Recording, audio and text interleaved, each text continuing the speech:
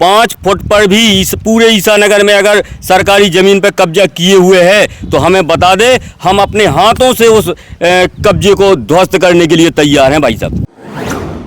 विवाद इस चीज़ पे है कि ये पूरी ज़मीन आप जो देख रहे हैं, आज इसकी कीमत बाजार भाव 2 करोड़ रुपए है कि हम ये 150 बाई 150 पूरी ज़मीन बस स्टैंड के लिए दान करेंगे। मैं हूँ प्रयागराज से। हम ऐसी जगह आए हैं आज ईसानगर, जहाँ एक ज़मीनी विवाद, प्राइवेट इनकी ज़मीन है और शासन द्वारा स्टे लगाया गया। कुछ व्यक्तियों के द्वारा इनको परेशान किया जा रहा है कि हमको ये दुकानें दी जाएँ, ये दुकान निर्माण करवा रहे हैं। तो क्या है पूरा मामला, हम इनसे जानेंगे। बताइए क्या समस्या आपकी। भाई साहब, जिस जगह में अपन खड़े हैं अभी, इसका खसरा नंबर है 537, इससे लगा हुआ 538 है और 545 और 544 ये चारों नंबर लगे हुए हैं। जहाँ खड़े हैं कौन सा नंबर है? ये 537 नंबर है भाई साहब। दुकानें बन रही है, ये 537 में बन रही भाई साहब। अच्छा। और विवाद की स्थिति जो बनाई जा रही है वो 536 में बनाई जा रही है, जो इससे लगा हुआ नंबर है सोसाइटी का, जो 30 आरे है, कुल 30 आरे है, जिसमें सोसाइटी का निर्माण आधे में निर्माण है, आधी जगह उनकी खाली पड़ी है भाई साहब। अच्छा, आइए सोसाइटी बनी हुई है जी भाई साहब। तो ये कितनी है? 30 आरे, कुल 30 आरे का नंबर है भाई साहब जी, जिसमें आधे में सोसाइटी बन चुकी है और आधा उनका खाली डला है। और ये जहां मेरा निर्माण चल रहा है, जी खतरा नंबर 537 है। क्या इसकी कुछ आपने जांच कराई गया कि ये हमारा नंबर है या सरकारी है? पूर्व में हम इसकी 2 बार पत्थरगड्डी करवा चुके। अच्छा। जब जब हम लोगों ने ये जगह खरीदी थी तभी हमने अपनी पत्थरगड्डी कराई थी। देखो, ये पुरानी दीवार भी बनी है वहाँ पे, जो अभी तोड़ दी गई है। वो जे उनकी हद है। ये किसने तोड़ी दीवार आपकी? जे उन्हीं ने, सोसाइटी वालों ने तोड़ी होगी, हमें क्या पता। अच्छा, आपने देखा नहीं कि किसने? हमें उससे मतलब नहीं है भाई साहब, हमें अपनी जगह से मतलब है।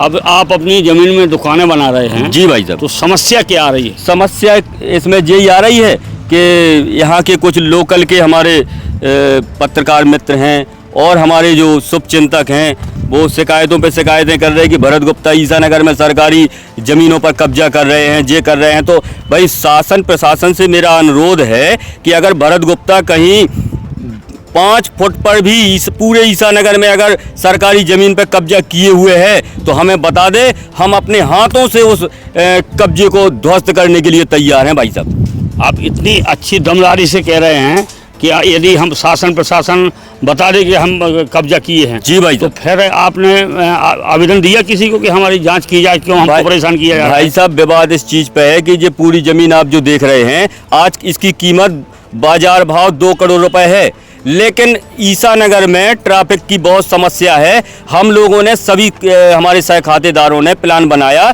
कि हम ये 150 बाई 150 पूरी ज़मीन बस स्टैंड के लिए दान करेंगे। आपने ये बस स्टैंड के लिए दान की? जी भाई साहब। दान पत्र लिख दिया क्या?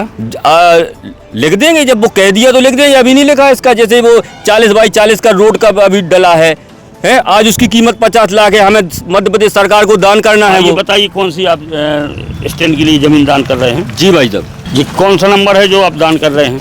ये 537 और 538 नंबर है भाई साहब। ये आपने दान करने का मूड बना लिया, प्लान बना लिया? बिल्कुल प्लान बना लिया। शासन का है तो आप दान पत्र लिख। आज हम 15 साल से प्लान बनाए हुए हैं हम लोग। जब हम लोगों ने ये जगह खरीदी थी, इसी उद्देश्य से खरीदी थी कि यहाँ हम लोग भविष्य में बस स्टैंड का निर्माण करेंगे।